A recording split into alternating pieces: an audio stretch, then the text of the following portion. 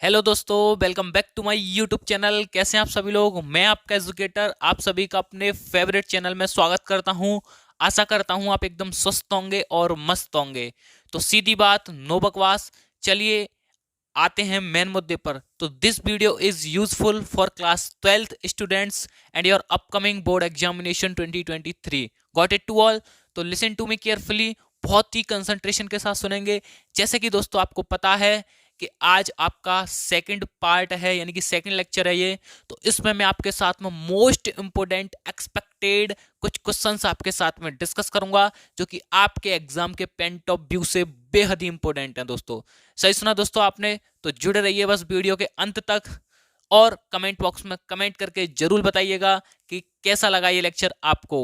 ठीक है, जितने बच्चे क्लास में जुड़ चुके हों क्लास को कर दीजिए लाइक, आपकी अति कृपा होगी। चलिए देखिए भाई, सबसे पहले तो मैं ये बता दूं कि हारता वो है जो शिकायत बार बार करता है, और जीतता वो है जो कोशिश 1000 बार करता है।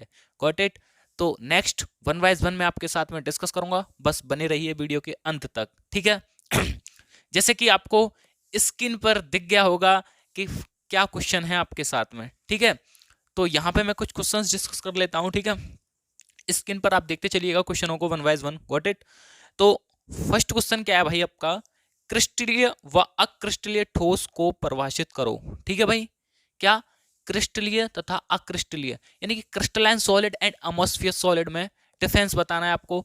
ऐसे ठोस जिनके अवयवी कण परमाणु अणु आयन एक निश्चित क्रम में व्यवस्थित होते हैं वह आपके क्रिस्टलीय ठोस कहलाते हैं, और जिनके अवयवी कण यानी कि परमाणु अणु आयन एक अनिश्चित डायरेक्शन यानी कि अनिश्चित क्रम में व्यवस्थित होते हैं वह क्या आपके क्या एटमॉस्फेयर सॉलिड यानी कि अक्रिस्टलीय ठोस कहलाते हैं। Got it. चलिए नेक्स्ट सेकंड क्वेश्चन आपको यहाँ पे दिख गया होगा स्क्रीन पर। क्या है कि शॉर्टकी दोष को परिभाषित करो। शॉर्टकी दोष और फ्रैंकल दोष दोनों भाई भाई हैं, तो आपको दोनों अच्छी तरीके से प्रैक्टिस करनी है, क्योंकि this question is most expected है ना। बहुत ही ज्यादा इंपॉर्टेंट क्वेश्चन है दोस्तों, जो कि मैंने आपके लिए उठाए हुए हैं। तो दूसरा क्वेश्चन आपका यहाँ पे मैंने फिनिश कर दिया है भाई। तीसरा क्वेश्चन क्या है आपका, तीसरा क्वेश्चन आपको ध्यान से देखना है। हेनरी का नियम तथा इसकी सीमाएं बताइए। हेनरी का नियम और इसकी सीमाएं भाई साहब 2 नंबर में पूछी जाती है, हेनरी का नियम है ना। एक और होता है आपका फोर्थ क्वेश्चन, आपको दिख रहा होगा जैसे कि स्क्रीन पर। क्या है भाई, राउल्ट का नियम एवं उसकी सीमाएं। हेनरी और राउल्ट के नियम, ये दोनों के दोनों नियम आपके एग्जाम में पूछे जाने हैं। 101% चांसेस हैं दोस्तों। आप इनको अच्छी तरीके से प्रैक्टिस कर लीजिएगा, क्योंकि ये मैंने सारे के सारे क्वेश्चन पहले डिस्कस कर रखे हैं। कोचिंग वाले स्टूडेंट्सों को आते ही होंगे, और जिनको नहीं आते वो मेरी सारी की सारी वीडियो देख ले। ठीक है भाई।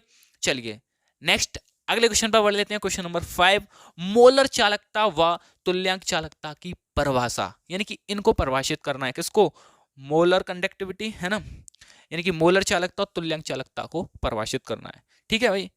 अब आइए क्वेश्चन नंबर 6। क्वेश्चन नंबर 5 और क्वेश्चन नंबर 6 आर सिमिलर, बस थोड़ा सा डिफरेंस है। Difference between molality and molarity की डेफिनेशन, यानी कि मोलरता और मोललता। क्या बोल रहा हूं, मोलरता और मोललता की परिभाषा बतानी है। ठीक है। कोलेराउस का नियम क्वेश्चन नंबर 7 आपको दिख गया होगा। क्या है, कोलेराउस का नियम। भाई साहब आप अच्छी तरीके से कर लीजिएगा। कोलेराउस का नियम is the most important for your board examination. Got it to all. Faraday के विद्युत अपघटन के दोनों नियम। भाई साहब क्वेश्चन नंबर 8 बहुत ही इंपॉर्टेंट है। ये क्वेश्चंस आपको अच्छी तरीके से 85 प्लस क्रॉस कराएंगे केमिस्ट्री के अंदर, तो हम है ना आपके साथ में, नो टेंशन। ठीक है भाई। चलिए, विद्युत रासायनिक श्रेणी व इसकी विशेषताएं क्वेश्चन नंबर 9। ये मैंने पहले भी बताया था, विद्युत रासायनिक श्रेणी इज द मोस्ट इंपोर्टेंट है ना।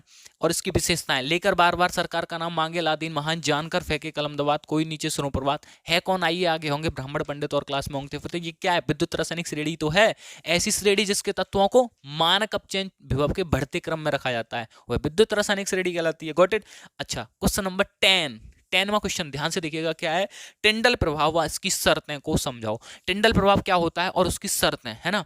टिंडल प्रभाव की 3-4 शर्तें होती हैं, वो आपको भी आनी अनिवार्य हैं। ठीक है, 2 नंबर में ये सारे के सारे क्वेश्चन पूछे जाते हैं। हालांकि इसमें विद्युत रासायनिक श्रेणी और इसकी विशेषताएं की 9वां क्वेश्चन आपका 3 नंबर या 4 नंबर के अंदर पूछ लिया जाता है।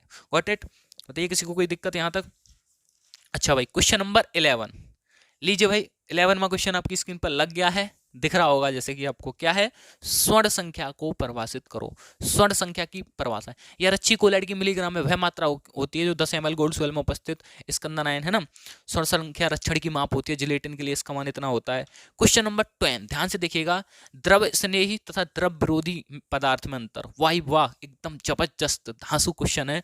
द्रव स्नेही और द्रव विरोधी में अंतर पूछ रहा है वो आपका, क्या द्रव स्नेही और द्रव विरोधी में। वाह भाई वाह। क्वेश्चन नंबर 13वां क्वेश्चन बहुत ही धाकड़ है, क्या है भौतिक अधिशोषण व रासायनिक अधिशोषण में अंतर। डिफरेंस बिटवीन, है ना, फिजिकल एवोपरेशन और केमिकल एवोपरेशन, भौतिक अधिशोषण एंड रासायनिक अधिशोषण में अंतर। 14वां क्वेश्चन अधिशोषण व अवशोषण में अंतर। ये ऊपर वाला अलग है, नीचे वाला अलग है। 13 और 14 में डिफरेंस है भाई, ध्यान से देखना है आपको। 13 और 14 में बेसिकली डिफरेंस है। 14 में कह रहा है आपका अधिशोषण व अवशोषण की परिभाषा। गॉट इट, अधिशोषण व अवशोषण की परिभाषा। जैसे कि आपको 15वां क्वेश्चन आपकी स्क्रीन पर दिख रहा होगा, है ना, बोर्ड पर।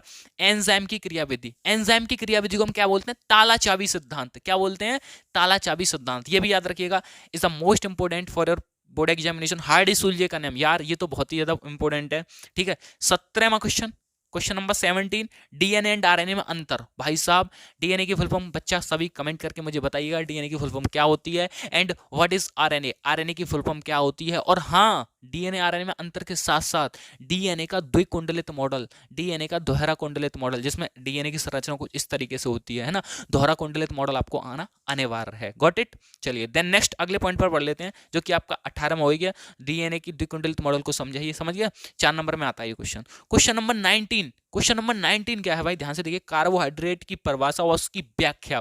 कार्बोहाइड्रेट, डाइसैकेराइड, ट्राइसैकेराइड, है ना, पॉली, ओलिगो, सारी कार्बोहाइड्रेट्स का वर्गीकरण और इसके डेफिनेशन। कम से कम 4 नंबर ये आपको मार्क्स दिलाएगी। Got it.